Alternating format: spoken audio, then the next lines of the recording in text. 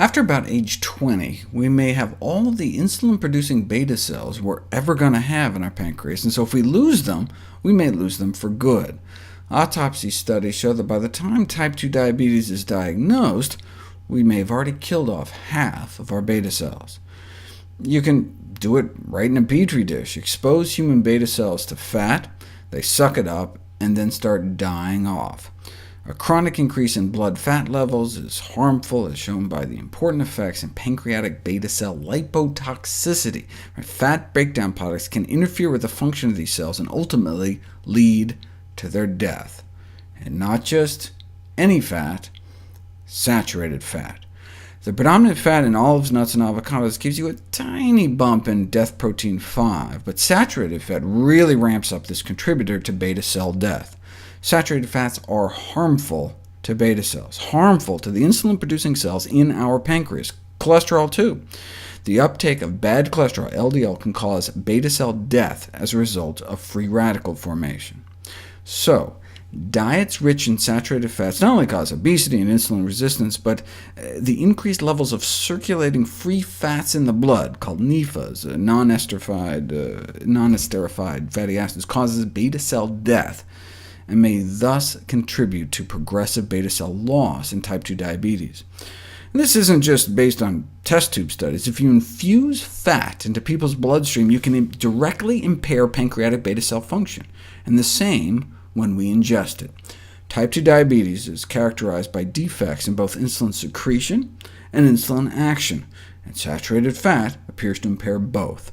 Researchers showed saturated fat ingestion reduces insulin sensitivity within hours, but these were non-diabetics, so their pancreas should have been able to boost insulin secretion to match, but insulin secretion failed to compensate for insulin resistance in subjects who ingested the saturated fat, and this implies the saturated fat impaired beta cell function as well, again just within hours after going into our mouth.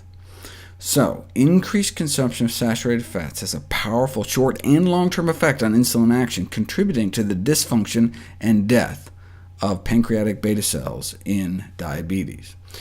And saturated fat isn't just toxic to the pancreas. The fats found predominantly in meat and dairy, chicken and cheese are the two main sources in the American diet, are almost universally toxic, whereas the fats found in olives, nuts, and avocados are not. Saturated fat has been found to be particularly toxic to liver cells in the formation of fatty liver disease. You expose human liver cells to plant fat, and nothing happens. Expose liver cells to animal fat, and a third of them die. This may explain why higher intakes of saturated fat and cholesterol are associated with non-alcoholic fatty liver disease. By cutting down on saturated fat consumption, we may be able to help interrupt this process. Decreasing saturated fat intake may help bring down the need for all that excess insulin. So either being fat or eating saturated fat can both cause that excess insulin in the blood. The effect of reducing dietary saturated fat intake on insulin levels is substantial, regardless of how much belly fat we have. And it's not just that by eating fat we may be more likely to store it as fat. Saturated fats, independently of any role they have of making us fat, may contribute to the development of insulin resistance and all its clinical consequences. After controlling for weight and alcohol and smoking and exercise and family history, diabetes incidence was significantly associated with the proportion of saturated fat in our blood. So what causes diabetes? The consumption of too many calories rich in saturated fats. Now, just like everyone who smokes doesn't develop lung cancer, everyone that eats a lot of saturated fat doesn't develop diabetes. There's a genetic component. But just like smoking can be said to cause lung cancer, high-calorie diets rich in saturated fats is currently considered the cause of type 2 diabetes.